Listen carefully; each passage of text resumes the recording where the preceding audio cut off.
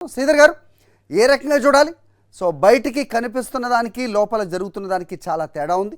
So Chandrababu నాయుడే బలపం కట్టుకుని మరీ తిరుగుతూ జనం లేని సభల్లో సమీకరించే ప్రయత్నాలు చేస్తున్నా ఆయన బోర్ ప్రసంగాలు వింటూ ముందు వరుసలో ఉన్న 50 మంది 100 మంది కేరింతలు, ఆ వెనక ఉన్న వాళ్ళ పరిస్థితి అన్ని కెమెరాలకి క్యాచ్ అవుతూనే ఉన్నాయి ఆ దృశ్యాలు. ఏ రకంగా చూడాలి? ముఖ్యంగా ఈ లోకేష్ మ్యూట్ని ఏ రకంగా చూస్తున్నారు, ఎలా విశ్లేషిస్తారు? అన్మ్యూట్ చేయండి శ్రీధర్ గారు, వాల్యూమ్ అన్మ్యూట్ చేయండి. నమస్కారం అండి, అక్కడ ఉన్న పెద్దవాళ్ళందరూ నమస్కారం అండి. ముఖ్యంగా మీరు గమనిస్తే యువగలం పాదయాత్రే కాదు, ముందు జరిగిన ప్రోగ్రామ్స్ అన్నిటిలో కూడా కర్నూలులో ఇట్లా ట్రావెల్ చేసినప్పుడు చంద్రబాబు నాయుడు గారు అక్కడ స్థానికంగా ఎవరైతే వాళ్ళ నియోజకవర్గ ఇన్ఛార్జీలు లేరో, లేకపోతే క్యాడర్ కూడా మొబిలైజ్ చేయలేని పరిస్థితి, ఒకళ్ళకి ఇద్దరికి ముగ్గురికి పోటీ పెట్టి కందుకూరులో కానివ్వండి, లేకపోతే ఇంకా వేరే చాలా చోట్ల కూడా క్యాడర్ ని వాళ్ళ ఎవరైతే రేస్ లో ఉంటారో టిక్కెట్లకి వాళ్ళ కోసం వాళ్ళకి పోటీ పెట్టి ఆ సభలకి జనాల్ని తరలించే ప్రక్రియ మొదటి నుంచి చేస్తున్నారండి. చంద్రబాబు నాయుడు గారు ఈ ఎన్నికల్లోనే కాదు, గత ఎన్నికల్లో కూడా అలాగే చేసేవారు. అయితే లోకేష్ యువగలం చేసినప్పుడు యువగలానికి జనాల్లో రెస్పాన్స్ రాకపోతే బయట నుంచి వేరే రాష్ట్రం నుంచి కూడా తీసుకొచ్చి పాదయాత్రలో పాల్గొన్న వాళ్ళకి డబ్బులు ఇస్తున్నారని చెప్పి ప్రూవ్ చేశారు. అంతా కూడా సోషల్ మీడియాలో, మెయిన్ స్ట్రీమ్ మీడియాలో కూడా వచ్చింది.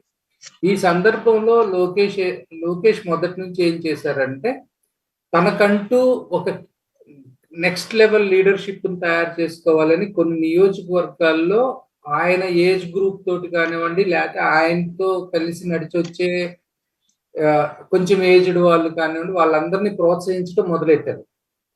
తర్వాత చంద్రబాబు నాయుడు గారు యాజ్ యూజువల్ ఆయన 2-3 గ్రూపులను ఎప్పుడు ప్రోత్సహిస్తుంటారు, అదొకటి. ఇక్కడ పవన్ కళ్యాణ్ గారికి కూడా సీట్లు ఇవ్వాలి అని వచ్చేటప్పటికి ఇప్పుడు లోకేష్ నాకు ఖచ్చితంగా నా క్యాడర్ కి నేను చెప్పిన వాళ్ళకి ఖచ్చితంగా కొన్ని టికెట్లు ఇవ్వాలని చెప్పి ఆయన గొడవ పెడుతున్నారు. అలాగే పవన్ కళ్యాణ్ కి ఒక 20-15 ఇచ్చి ఆపేద్దాం అనుకుంటున్న సందర్భంలో కాపు కమ్యూనిటీ బలంగా 50 నుంచి 60 సీట్లు ఇస్తేనే మాకు ఓట్ ట్రాన్స్ఫర్ అవుతుంది, ప్లస్ సీట్ షేర్ అవుతుంది అని చెప్పారు. At the same time Lokesh చేసిన కామెంట్స్ ఏమైతే ఉన్నాయో, సీట్ షేరింగ్ లేదు, ఏదైనా సరే పాలిట్ బ్యూరోనే డిసైడ్ చేస్తుంది ఏం చేయాలి అనేది అనే తర్వాత అది పెద్ద హాట్ టాపిక్ అయింది. సో ఇవన్నీ కూడా మనకు తెలిసినయే. అయితే లోకేష్ గారు ఇప్పుడు కొన్ని రోజుల నుంచి ఏంటంటే ముఖ్యమంత్రి అభ్యర్థిగా తననే డిక్లేర్ చేయాలని కానీ, లేకపోతే తెలుగుదేశం అభ్యర్థి ముఖ్యమంత్రిగా ఉంటారనే కానీ ఒక సీరియస్ ఫైట్ అయితే వాళ్ళ ఇంట్లో కానీ వాళ్ళ పార్టీలో కానీ జరుగుతుంది.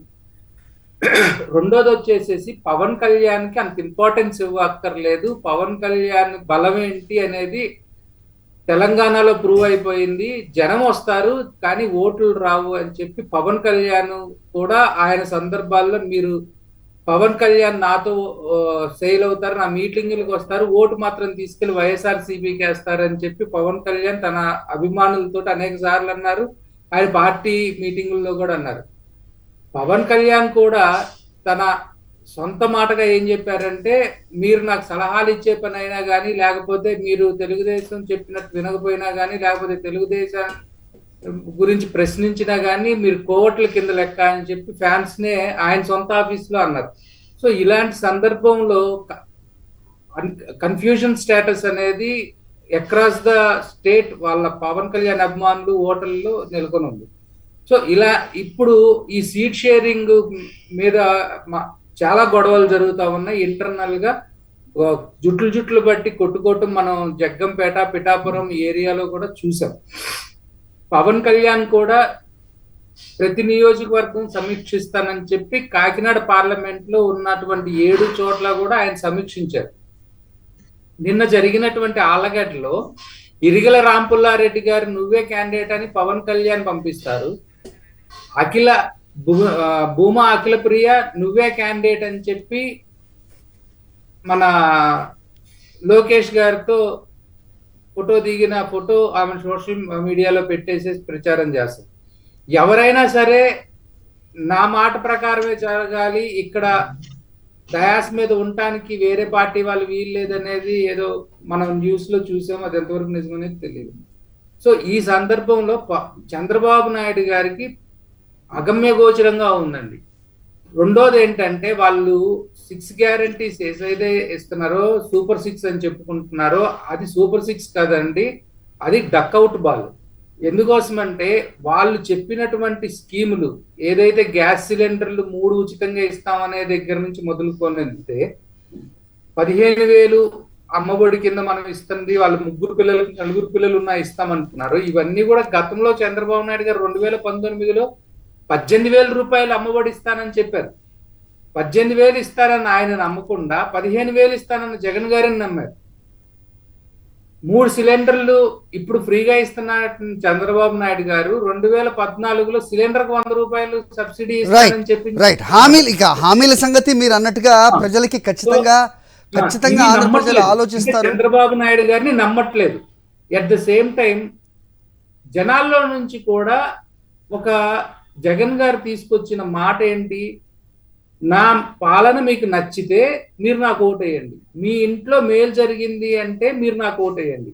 నిన్నటి అభివృద్ధి ఒక డిస్క్రిప్షన్ చెప్పారు, ఏమని, నిన్నటి కంటే ఈ రోజు బాగుంది అంటే అది అభివృద్ధి, ఈ రోజు కంటే రేపు బాగుంది అనే నమ్మకం కుదిరితే అది అభివృద్ధి జరుగుతుంది అనే నమ్మకం అని చెప్పారు. That is actually fact. ఒక రోడ్డు 4 బిల్డింగ్లో కడితేనే అభివృద్ధి అంటే ప్రతి ఊర్లో 4 బిల్డింగ్లు కట్టారు కదా, అది అభివృద్ధి కదా. ఓకే, మాట్లాడదాం.